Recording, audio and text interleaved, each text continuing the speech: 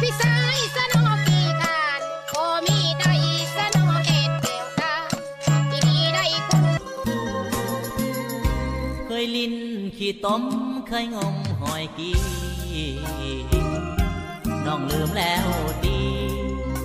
ความหาเคยอยู่บ้านนา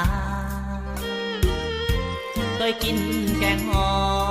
ยลาบก้อยหมดแดงแกงปลาคนขี่กินกับหอคาอยู่บ้านนาจำบ่ลืมอยู่หน้าป้าสมลิ้นต้มกับอายเห็ดควายสนควาย